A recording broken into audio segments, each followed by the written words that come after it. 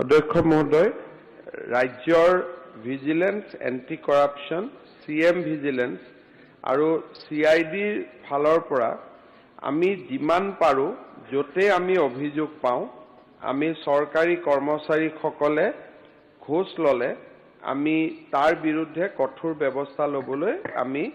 চেষ্টা কৰি আছো আৰু ই আমাৰ নিৰন্তৰ এই চেষ্টা চলি থাকিব। মই এই ক্ষেত্ৰত সদস্যজনৰ লগত সন্মতি প্ৰকাশ কৰোঁ যে আজিকালি টকা হাতেদি নলয় গুগল পে বা কোনোবা এখন হোটেলৰ বাহিৰত দোকান এখন অফিচৰ বাহিৰত তেওঁলোকে দোকান এখন ফিক্স কৰি থৈ দিয়ে পইচাটো তাত জমা দিব লাগে দোকানৰ মানুহজনে কৰ্মচাৰীজনক কৈ দিয়ে যে মই পইচাটো পালো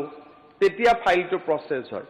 আৰু বহুতে গুগল পেত পইচা লয় আৰু বহুতে নিজৰ ড্ৰাইভাৰ PSOৰ একাউণ্টতো গুগল পেত পইচা লৈ লয় গতিকে এইবিলাক নতুন নতুন কাম বা নতুন নতুন পদ্ধতি বিভিন্ন চৰকাৰী কাৰ্যালয়ত ব্যৱহাৰ হৈছে কিন্তু আমি তেনেকুৱা মানুহকো বৰ্তমান কেইবাজনো তেনেকুৱা ব্যৱস্থা কৰা মানুহকো আমি গ্ৰেপ্তাৰ কৰিছো চুৰে যেতিয়া কৌশল হলনি কৰে পুলিচেও তাক হলনি কৰিব লাগে গতিকে চুৰ পুলিচৰ এটো খেলা চলি থাকে আমি এই সম্পৰ্কে সজাগ যে বৰ্তমান সিস্টেম বিলাক অলপ পৰিৱৰ্তন হৈছে